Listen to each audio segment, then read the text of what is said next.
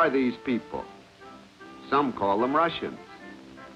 Yet if we were to travel through the Soviet Union, we would meet many people of different races and languages who are not Russian at all.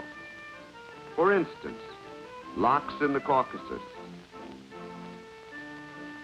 Avars in Dagestan, Turco-Tatars in Azerbaijan,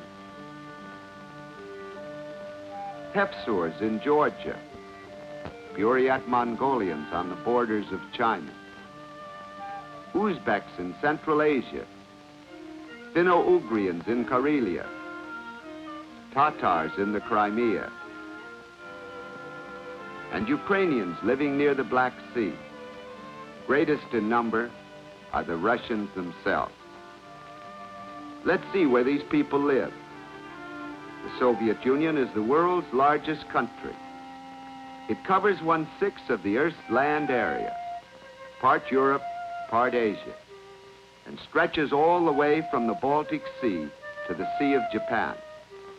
The Soviet Union is about 3 times larger than the United States and contains about 1/3 again as many people. Now let's look for a moment at those people who live along the borders of the Soviet Union. Beginning with the cold regions of the Arctic Ocean, the northernmost neighbors are the Finns. To the west are the various nations of Europe. To the south, the Turks, the peoples of Iran and Afghanistan, and the peoples of China. But in the far northeast, where Siberia juts outward to the Bering Straits, we, the people of the United States, are neighbors.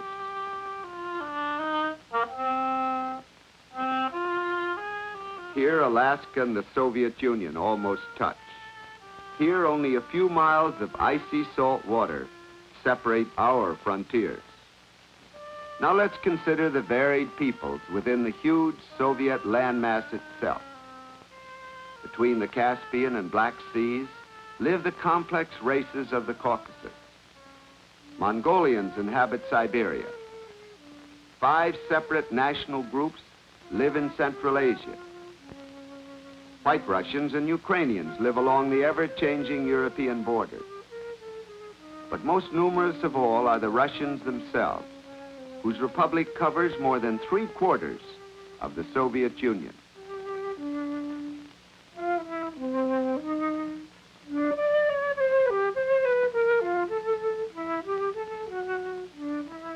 Moscow, the ancient seat of government for the Tsars, is the capital of the 16 federated republics within the USSR.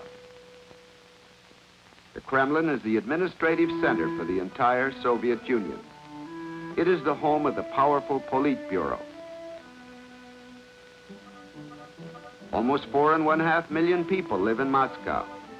It is the country's largest city. Although government workers come here from all corners of the Soviet Union, the population is predominantly Russian. Here, Russian is the official language. The circulation of newspapers has been greatly increased, but they are still so scarce that customers willingly line up to buy them, even in the rain.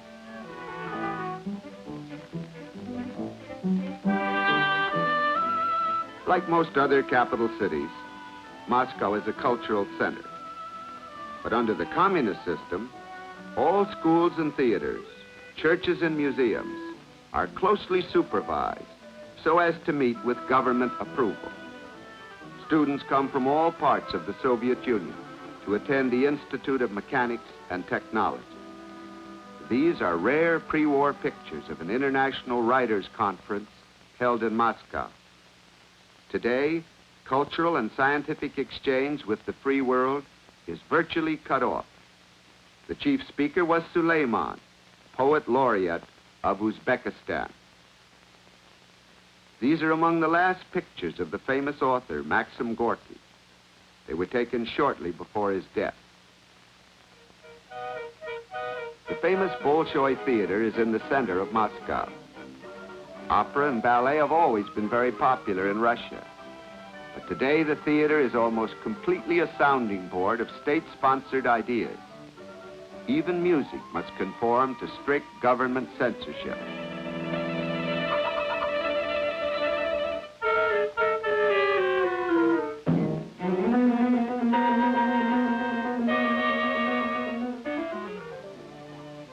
Jewish theater in Moscow was one of the best in the Soviet Union.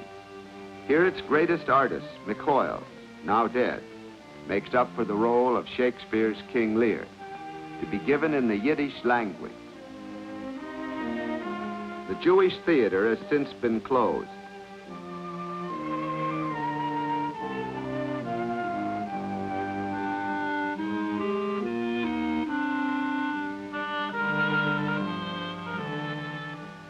The Habima Players were another excellent theater group.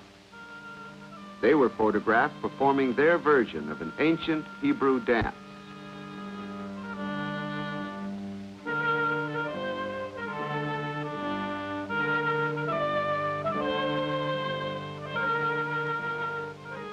One Moscow museum is dedicated to the memory of Count Leo Tolstoy, author of War and Peace.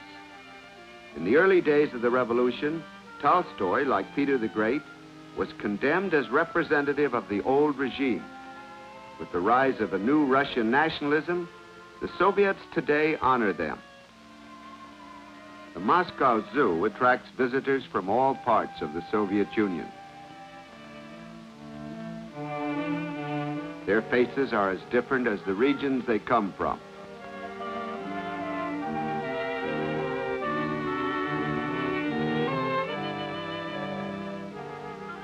This is a court of justice in Moscow.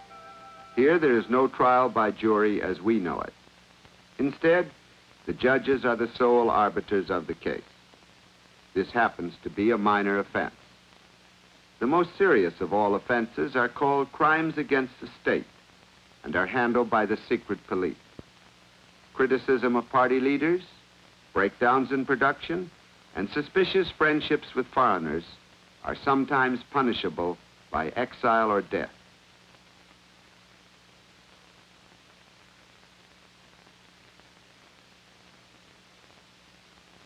A great many people living in Moscow are employed in industry. Even on jobs that require heavy manual labor, it is not unusual to see men and women working side by side. Equipment produced in this factory will be sent out to the tractor and machine stations that serve the large collective farms. For over 20 years, despite bitter peasant opposition, the government has continued its drive for collectivization of all Russian land. But even the Soviet leaders admit frequent failure. Only recently, attempts to merge smaller collectives into larger ones were so unsuccessful that the program was dropped. The peasants stubbornly cling to the ways of their forefathers: vodka, black bread, and the desire to own their own land. Everywhere, old and new ways exist side by side, often in startling contrast. This is especially true in the villages, where many old customs remain unchanged.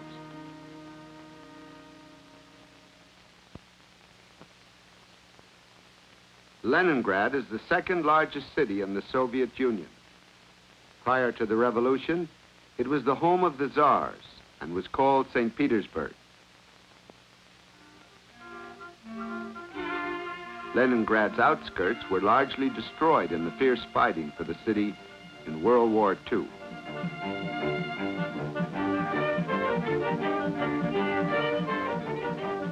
The population of Leningrad is mostly Russian, but on the streets, one sees non-Russians from the surrounding northern regions: Estonians, Lets, and Lithuanians, whose countries have been conquered and absorbed by the expanding Soviet Union.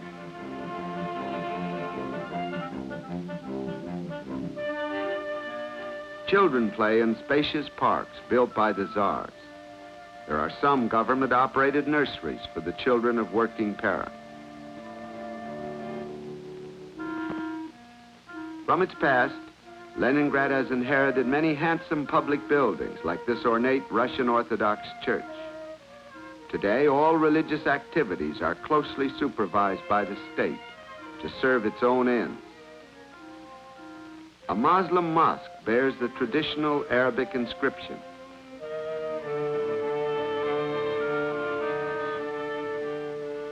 These are pictures of an international physiological congress that was held in Leningrad before the war. To an increasing degree, Soviet scientists are required to conduct their investigations along prescribed lines. They are seldom allowed to meet and freely exchange ideas with scientists in the outside world. The great Russian physiologist, the late Professor Pavlov, speaks.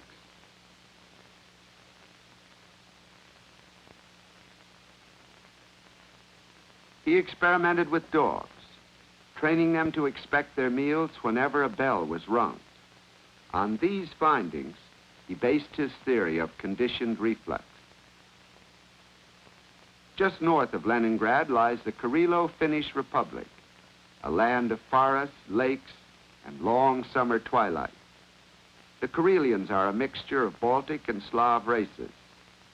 Their language is distantly related to Hungarian. The White Sea-Baltic Canal was completed in 1933. Over 200,000 political prisoners did the work on this project. Karelian churches are built of wood and bear a strong influence of Byzantine architecture. On a canal steamer, an old saga singer chants the Kalevala, a Finnish epic whose rhythm was borrowed by Longfellow or Hiawatha.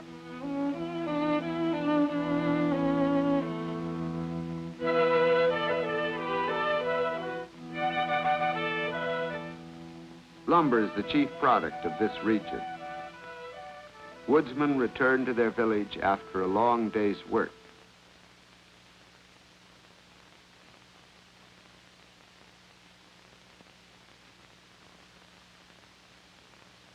Elementary education is compulsory throughout the Soviet Union.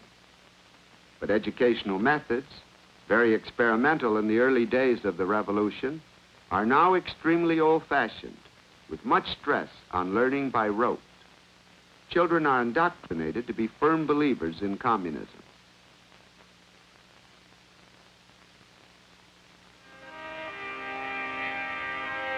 Ukraine lies in European Russia, north of the Black Sea. It is a flat, fertile farmland, producing much of the wheat that feeds the Russian people. It is similar to our own wheat-raising states in size, climate, and productivity. The inhabitants are largely Ukrainians, a Slavic race who have long desired independence. In the early days of the German invasion, many Ukrainians fought against the Soviets.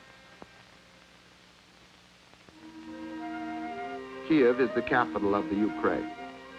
It is located on a picturesque hill, sloping down to the Dnieper River. Much of what we see here was destroyed by the Germans in the war. The ancient Lavra Monastery rises high above the city.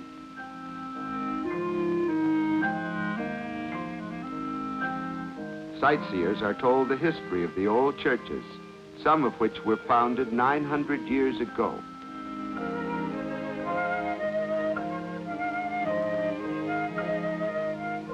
Some open markets still exist, where peasants can sell the excess produce grown in their private garden plots. Children's books reads this sign in Ukrainian. The Ukrainian textbook for learning English. At the next window, children watch moving illustrations of fairy tales. This is a favorite old story about a stubborn turnip.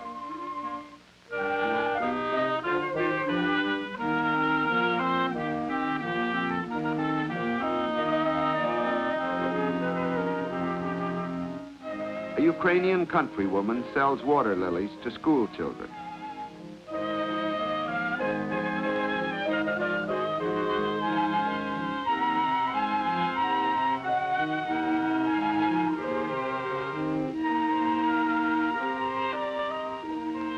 Among the collective farms in the Ukraine, there are some run by gypsies.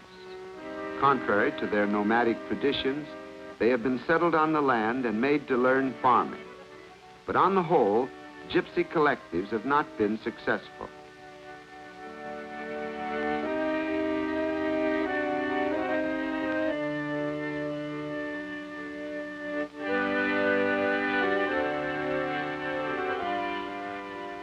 Surrounding the Donets Basin is a huge industrial center. American engineers helped to build the great dam at Dnieperstroy 20-odd years ago. It was blown up by workers during the war to keep it from falling into the hands of the advancing Germans. Today, the dam is once more back in operation.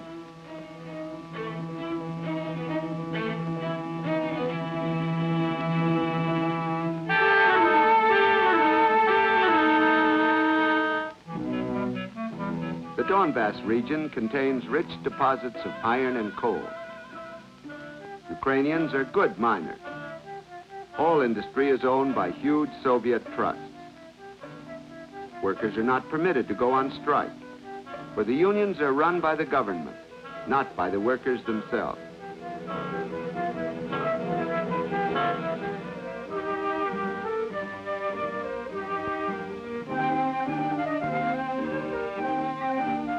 Rostov on the River Don is in the center of the Cossack country. It is an excellent example of a modern southern city of the Soviet Union. The population here is Russian rather than Ukrainian.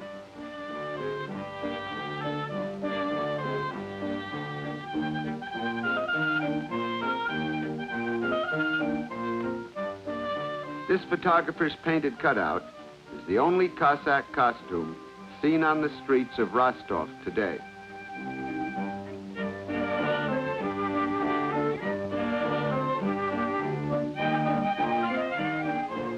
And here's a Rostov interpretation of a refreshing pause, a glass of cool beer.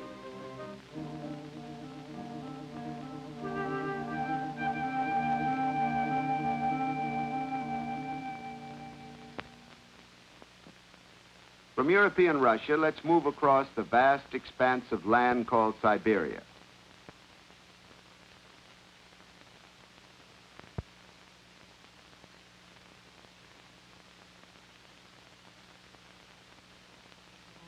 Taiga, tundra, fertile land and desert are inhabited by a wide variety of tribes and peoples.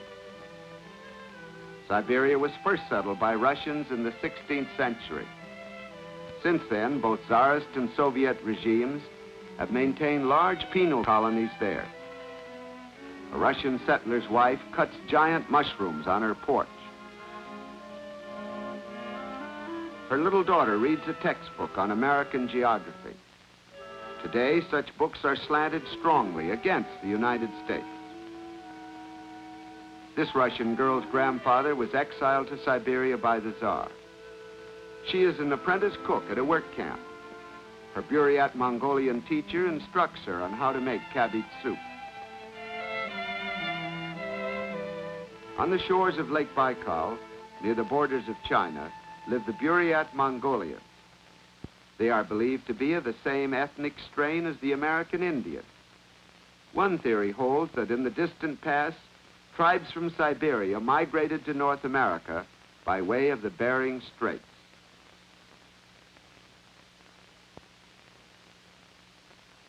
At a tribal meeting, a medicine man called a shaman performs a primitive ritual, a ceremony seldom seen in Siberia today.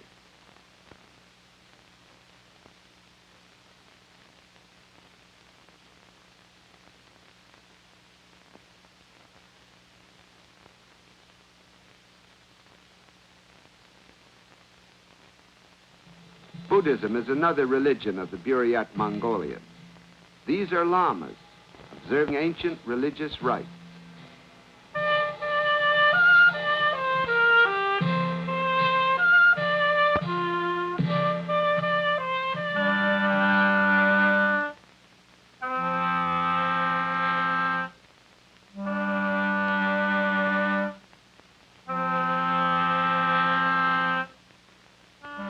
Four lamas turned the prayer wheel for almost the last time. Their monastery was later closed.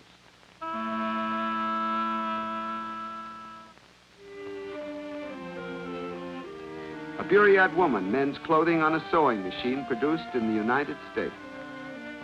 They are a simple people, delighted with any modern mechanical device. such as an American cream separator, which even a child can operate.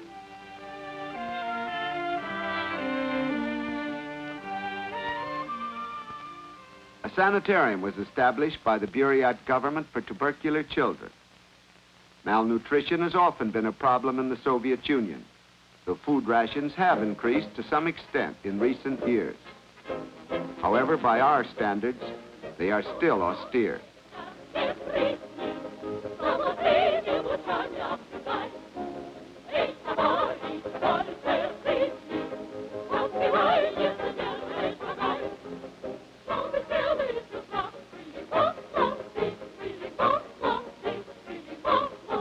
Buryat Mongolians, not long ago a nomadic people, now raise wheat and oats especially developed for the short Siberian summers.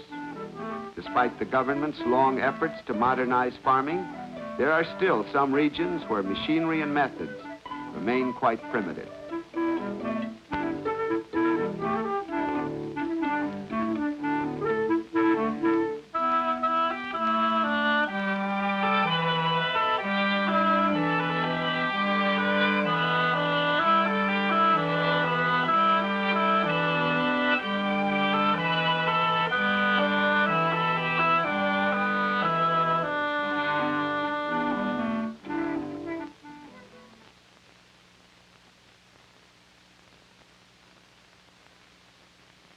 The chief Soviet industrial centers lie in European Russia. But as we cross Siberia by the Trans-Siberian Railway, we discover that in recent years, an increasing number of factories have sprung up in this remote land. During the war, many plants were transferred across the Urals to Asiatic Russia.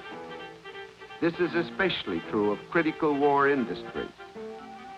Soviet atomic energy plants are believed to be located in this area.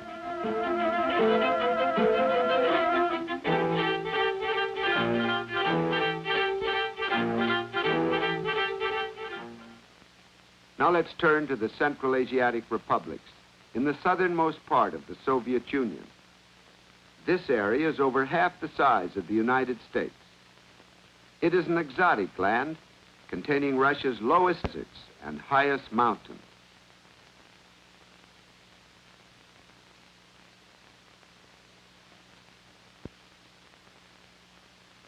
Looking more closely, we find two desert lakes, Lake Aral and Lake Balkhash.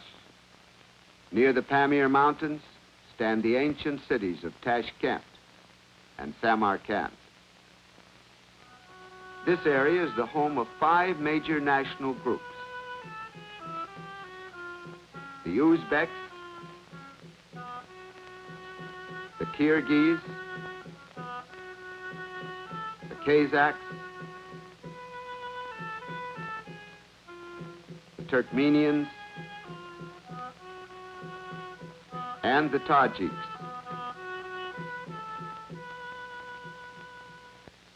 On the Caspian shore, a mixed group is boarding a crowded ship.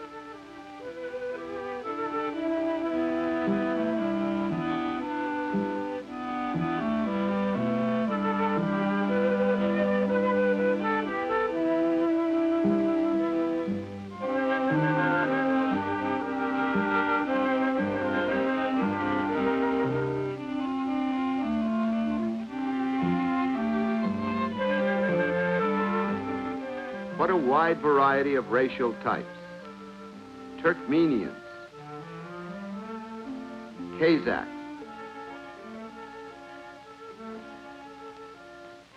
Kalmuks,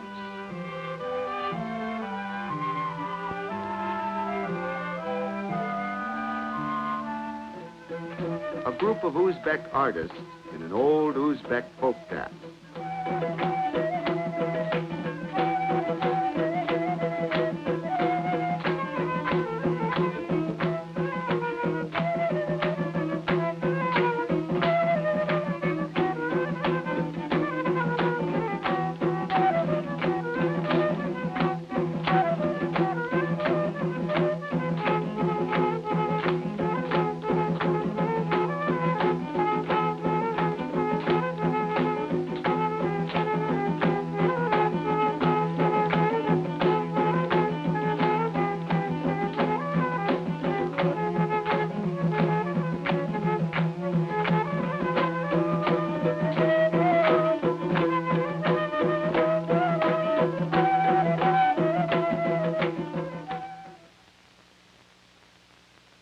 On the strip of land between the Caspian and Black Seas live the many peoples of the Trans-Caucasus. The Georgian Republic is the home of many mountain peoples.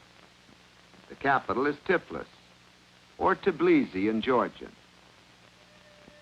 Its streets reflect the influence of both the Orient and Occident.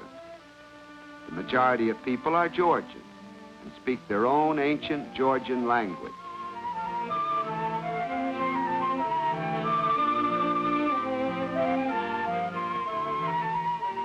The modern post office building has a sign in Georgian. Notice the unique Georgian alphabet.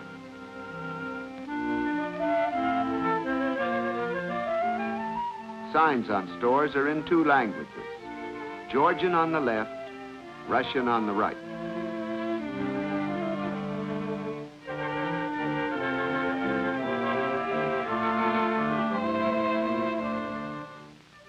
Newspapers are printed in many different languages, another proof of Tbilisi's mixed population.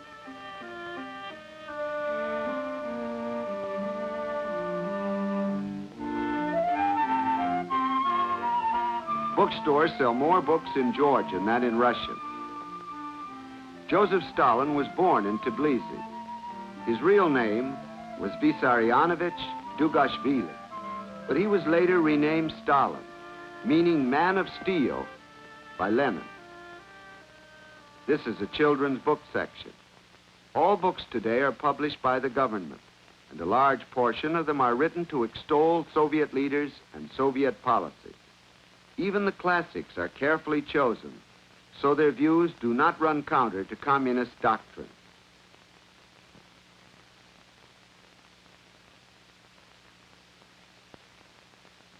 Posters in the two languages advertise a dance festival of different Caucasian groups.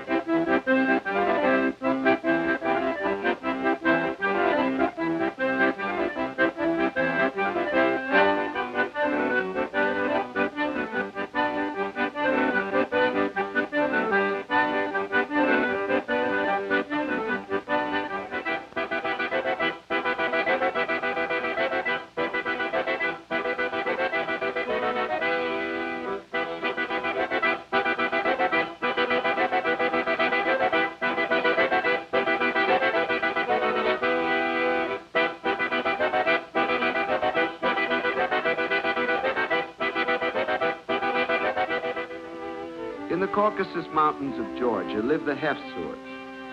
There is a legend that they are direct descendants of the Crusaders, and today they still observe many old Christian customs. They bear a striking resemblance to Northern European people. The costumes they wear have many elements of the medieval Crusaders' dress.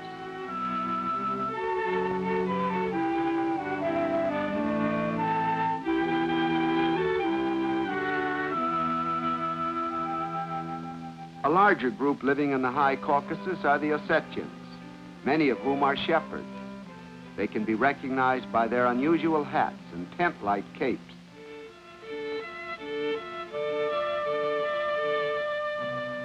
In the most inaccessible valleys of the Caucasus live the Swans, or Swanetians. Their stone towers of blood revenge date back to the days of fierce inter-village wars.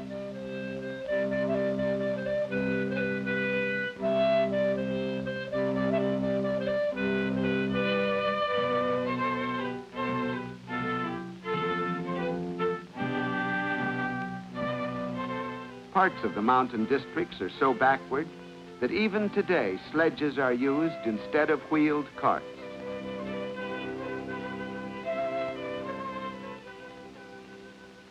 The Armenian Republic borders on Turkey. The Armenians have been one of the most persecuted peoples in the world. The capital is Yerevan. Mount Ararat is in the distance. Mosques still remain from the time when the Muslim Turks ruled here.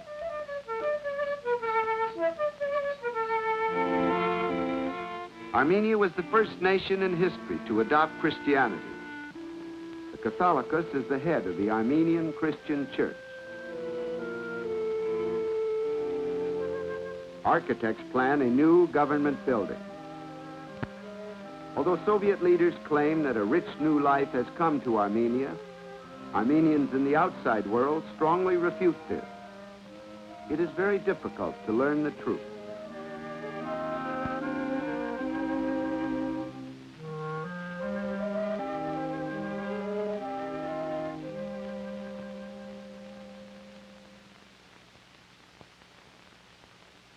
The Azerbaijan Republic is on the Caspian Sea. The people are Turco-Tatars.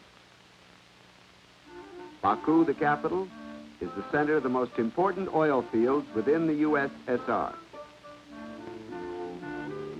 Baku is a fast-growing city, for more and more the Soviets' industrial and military planners are requiring a greater flow of oil.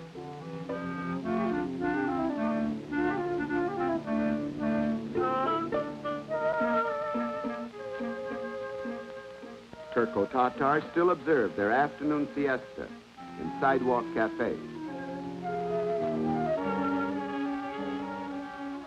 A day nursery was established for children whose parents work in the oil industry.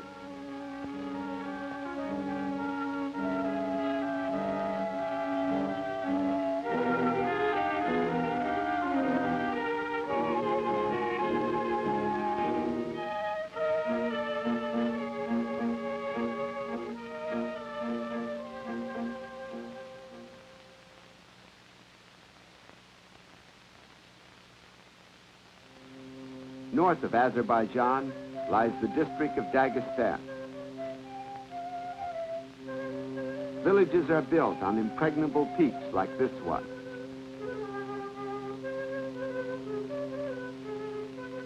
Muslim women have only recently given up the veil.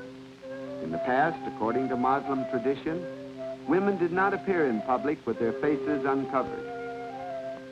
Men of the ancient Avar race reminisce of days gone by as they sun themselves under a wall.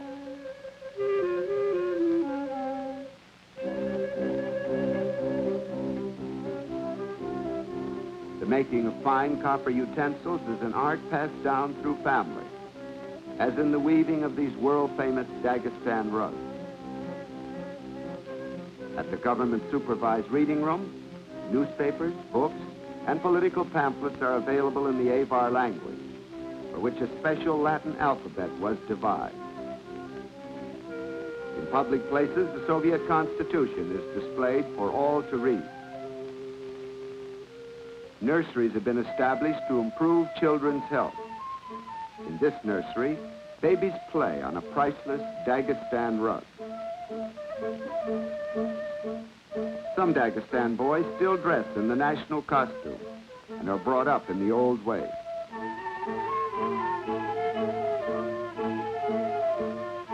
In an obscure village, boys play volleyball, a game introduced many years ago by the American YMCA. Slowly, electricity is being carried to the more remote villages. The mountains are full of swift streams, ideal for power stations, but the shortage of machinery and trained personnel has kept the electrification program limited. There are still villages that have never seen an electric light. Soviet schoolboys are just as eager as American youngsters to learn about modern science. They look forward to the time when every village will have electricity. Throughout the entire nation, the military plays an important role in the life of the people. Each year, hundreds of thousands of young men are taken into the huge standing army. For even with the end of the war, the Soviet leaders continued to increase their armed might and extend their influence over great areas of the world. In their moment of victory, the peoples of the Soviet Union had reason to hope for a peaceful, more prosperous future. But today, isolated by a curtain of secrecy, they remain completely dominated by the men in the Kremlin. Where these rulers will lead them, only the future can tell.